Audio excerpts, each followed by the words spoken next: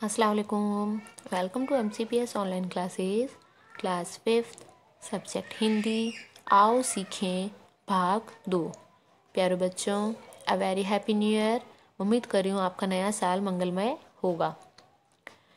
बच्चों, मैंने आपको विंटर वेकेशन में, जो कि 25 से लेकर 31 तक थी, एक PDF सेंड किया था जिसमें मैंने आपको व्याकरण का एक टॉपिक दिया था। उम्मीद कर रही हूँ वो आपने अपनी नोटबुक में नीट एंड क्लीन कर लिया होगा। बच्चों, मैंने आपको पहले भी बता दिया है, कोरोना की वजह से आपको एक नया संशोधित सिलेबस दिया गया है, जिनमें से कुछ चैप्टर हटा दिए गए हैं, है ना।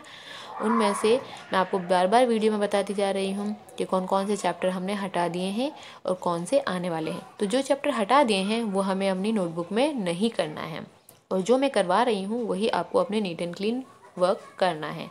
कोई वर्क पेंडिंग रह गया है, जैसे दिवाली का होमवर्क रह गया है, या अभी कोई होमवर्क कंप्लीट इन पेंडिंग रह गया है, मतलब पेंडिंग वर्क रह गया है, उसको आपको जल्द से जल्द कंप्लीट कर लेना है।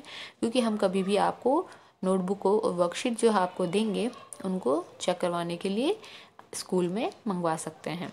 ठीक है बच्चों, लास्ट वीडियो में हमने 9 चैप्टर सदाचार किया था। आज हम नया चैप्टर शुरू कर रहे हैं, जो है हमारा 10 चैप्टर, जिसका नाम है नारी शक्ति की प्रतीक। ऊपर की तरफ दिया हुआ है भगिनी निवेदिता। तो बच्चों, आज के चैप्टर में हम नारी, नारी का मतलब होता है लेडी या एक औरत, है ना। तो औरतों को एक शक्ति का प्रतीक माना जाता है। उसी में ही हम एक नई नारी शक्ति, जिसका नाम है भगिनी निवेदिता, उनके बारे में यहाँ पढ़ेंगे। उनकी ये आत्मकथा है, या मैं कह दूँ उनके बारे में ही ये पूरा चैप्टर है। तो आइए हम शुरू करते हैं। आप मेरे पीछे बोलिएगा ताकि आपका उच्चारण अच्छे से हो जाए। अपने देश की बहुत कुछ कर गुजरने वाली महिलाओं से हमारा इतिहास भरा पड़ा है, परंतु एक विदेशी महिला ने भारत के लिए जो कार्य किया वह अनूठा है। तो बच्चों, हम हमारे भारत देश को आज़ाद करने में बहुत सारी औरतों के बारे में, नारी शक्ति के बारे में पढ़ते हैं, है ना। जिसमें हमने महारानी लक्ष्मीबाई के बारे में भी पढ़ा है, और सब लोग उनके किस्से, कहानियाँ या नाटक वगैरह अपनी टीवी में या रेडियो वगैरह में सुनते आए हैं। उनमें से कुछ महिलाएं विदेशी भी थी। विदेशी का मतलब क्या होता है? जो बाहरी देश से आई हुई थी। उनमें से एक है हमारी भगिनी निवेदिता। भगिनी निवेदिता स्वामी विवेकानंद से प्रभावित होकर उनके आह्वान पर भारत की महिलाओं को शिक्षित करने के लिए भारत आई थी। बच्चों, जैसे हमने क्लास 4th के अंदर भी एक नारी शक्ति के बारे में पढ़ा है, जो कौन थी? मीरा। और वो कौन थी? मीरा और बाघ वाली जो कहानी पढ़ी है ना बच्चों आपने, उसमें वो मीरा जी कहाँ से आई थी? इंग्लैंड से आई थी, है ना। और वो गांधी जी से बहुत ज़्यादा प्रभावित थी। उसी तरीके से ये भगिनी निवेदिता स्वामी विवेकानंद जी से बहुत ज़्यादा प्रभावित हुई है। भारत की महिलाओं को शिक्षित करने के लिए वो यहाँ आए थे, क्योंकि भारत देश में महिलाओं को शिक्षित करना अच्छा नहीं माना जाता था। पढ़ाना लिखाना सिर्फ जो लड़के हुआ करते थे, जो पुरुष हुआ करते थे, वही स्कूल जाया करते थे, पढ़ते थे, है ना। उनका जन्म आयरलैंड में हुआ था, परंतु उन्होंने भारत की भूमि पर अपनी मातृभूमि के दर्शन किए और भारत की बेटी बनकर स्वतंत्रता आंदोलन में क्रांतिकारी भूमिका निभाई। अब आप सभी को पता है, जब हमारा देश आज़ाद नहीं था, अंग्रेज़ों के गुलाम था, उस समय में बहुत से अंग्रेज़ी लोग हमसे, हमारे भारत देश से, है ना, सब कुछ हड़पना चाहते थे। तो उनमें ये एक विदेशी महिला होकर, मतलब एक अंग्रेज़ महिला होकर भी उसने भारत के बारे में सोचा, और हमारे देश को आज़ाद करवाने में भी उसने अच्छी भूमिका निभाई। और यहाँ की जो बेटियाँ हैं, जो औरतें हैं, उनको शिक्षा देना अपना क्या कर्तव्य है, उनके बारे में बताया। उनका पूरा नाम मार्गरेट एलिजाबेथ नोबेल था। अब जो हमारी भगिनी निवेदिता है, उनका ये नाम पहले नहीं हुआ करता था। उनका पूरा नाम क्या था? Margaret Elizabeth Nobel. उनके पिता का नाम था सैमुअल रिचमंड नोबेल, और उनकी माताजी का नाम था मैरी इसाबेल। बचपन में ही उनके माता पिता का देहांत हो गया था। उनका लालन पालन किसने किया था? नाना हैमिल्टन। हैमिल्टन कौन थे? उनके नाना हुआ करते थे, उनके द्वारा उनका लालन पालन किया गया था। हैमिल्टन आयरलैंड की स्वतंत्रता आंदोलन के प्रमुख सूत्रधारों में से एक थे। मार्गरेट की शिक्षा लंदन चर्च के आवासीय विद्यालय में हुई। अब उनके माता पिता जब चल बसे बच्चों, तो उनके नाना जो थे, उनके द्वारा उनका पालन हुआ। और वो कौन थे? हमारा जो स्वतंत्रता का आंदोलन था, उनसे जुड़े हुए थे। जब उनके नाना जी जुड़े हुए थे, तो वो भी क्या करते थे? एलिजाबेथ को अच्छी अच्छी शिक्षा दिया करते थे, है ना, हमारे देश के बारे में, उनको स्वतंत्र करने के बारे में। इसलिए वो भी उनसे जुड़ गई थी।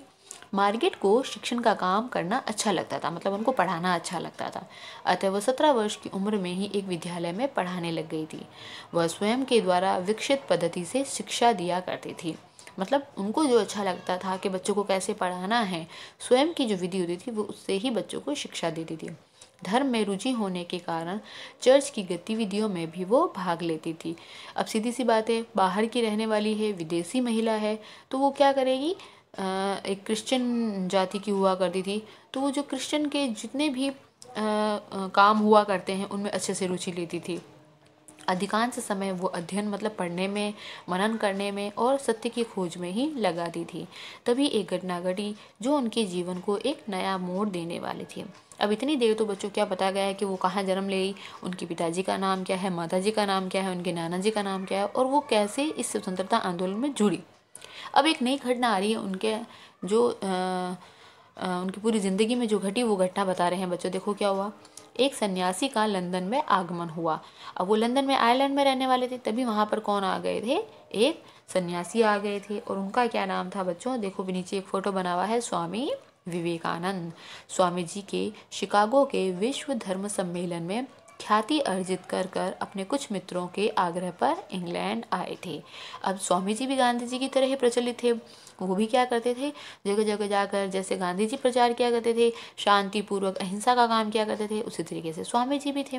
उन्होंने विश्व धर्म सम्मेलन में मतलब पूरी दुनिया में अच्छे काम किए थे। और जब उनके मित्रों ने बोला कि एक बार इंग्लैंड आओ, तो वो वहाँ भी आए। मार्गेट की स्वामी जी से प्रथम भेंट इंग्लैंड में ही हुई थी।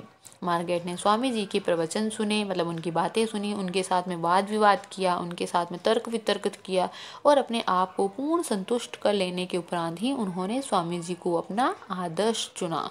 और स्वामी जी के आग्रह पर उसने भारत आना तय कर लिया। अब क्या हुआ, जब वो विवेकानंद जी से मिली, स्वामी जी से मिली, तो उन्होंने उनसे बातचीत की, उनका इंटरव्यू लिया, उनसे तर्क वितर्क किया। और जब उनको लगा कि स्वामी जी तो अच्छी अच्छी बातें करती हैं, वो एकदम संतुष्ट हो गई। तब उन्होंने क्या सोचा कि जब ये ऐसे कर सकते हैं काम, तो मैं क्यों नहीं कर सकती हूँ। तो उन्होंने उनको आदर्श बना लिया अपना। और जब स्वामी जी ने बोला कि चलिए एक बार भारत जरूर आइएगा, तो उन्होंने आना स्वीकार कर लिया। भारत आकर वो अत्यंत ही प्रसन्न हुई। वो गंगा के किनारे वेलूर मठ की एक कुटिया में 2 अन्य अमेरिकन महिलाओं के साथ रहने लगी, जो स्वामी जी की शिष्याएं थी। अब स्वामी जी जब प्रवचन देते थे, जगह जगह जाते थे, तो काफ़ी लोग उनके आदर्श हो चुके थे, है ना, उनको आदर्श मान लिया था मतलब। तो उनके शिष्य बन गए, तो कुछ शिष्याएं बन गई थी। तो बाहर के आने वाली 2 और अमेरिकन महिलाएं भी थी, जो वहाँ उनकी शिष्या बनी हुई थी और उस कुटिया में रह रही थी। स्वामी जी ने मार्गेट को एक नया नाम दिया। अब देखो बच्चों, इतनी देर उनका नाम मार्गेट आ रहा है ना, अब स्वामी जी ने उनको नया नाम दिया निवेदिता, और आग्रह किया कि वो भगवान और भारत माता के चरणों में अपना जीवन अर्पित कर दें। अब उन्होंने क्या बोला कि तुम इंग्लैंड की रहने वाली हो, बाहर क्यों हो, लेकिन तुम्हें मेरे यहाँ के प्रवचन अच्छे लगते हैं, तो क्यों ना तुम भी भगवान के अंदर और भारत माता के लिए और हमारे पूरे देश के लिए अच्छे अच्छे काम करो और अपना जीवन यहीं व्यतीत कर दो, भारत में ही। भगिनी निवेदिता ने विवेकानंद के उपदेशों को जन जन तक पहुंचाने का कार्य करने के साथ साथ कोलकाता में लड़कियों का एक स्कूल भी प्रारंभ किया। अब क्योंकि उनको बच्चों को पढ़ाना अच्छा लगता था, इसलिए उन्होंने एक स्कूल खोल दिया। और जो जो विवेकानंद बोला करते थे, वो जगह जगह जाकर जन जन तक मतलब लोगों तक ये बात पहुँचाने लगी।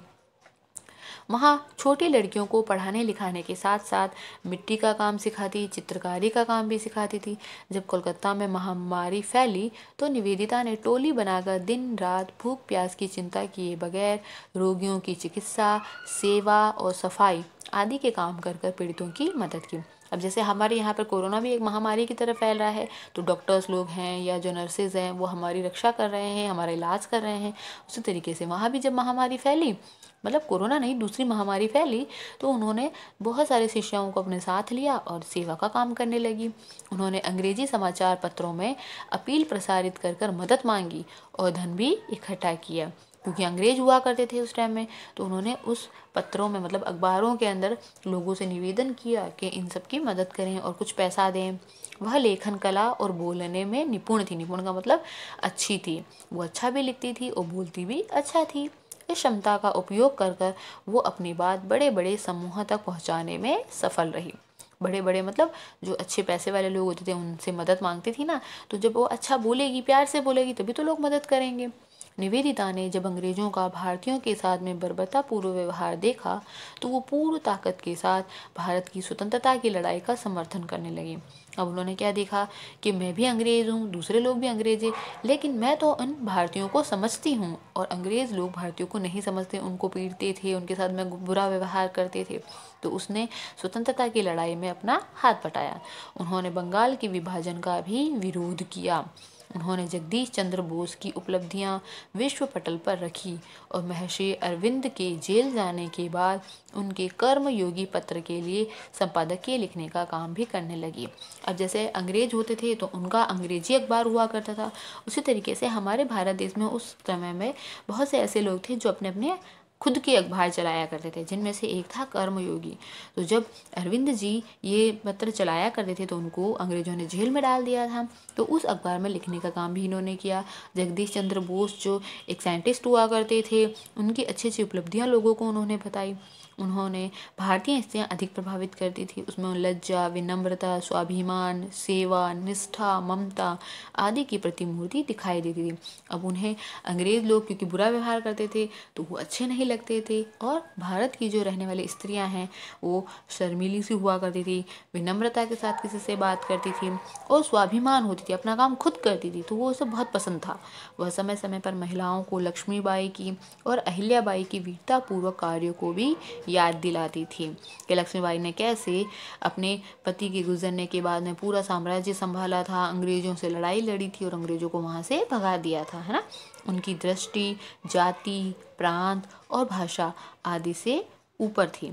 वो क्या करती थी कि मुझे जाति से भेदभाव करने से कोई मतलब नहीं है, कौन सी नीचे की जाति है, कौन सी ऊपर की जाति है, सब मेरे लिए एक बराबर है।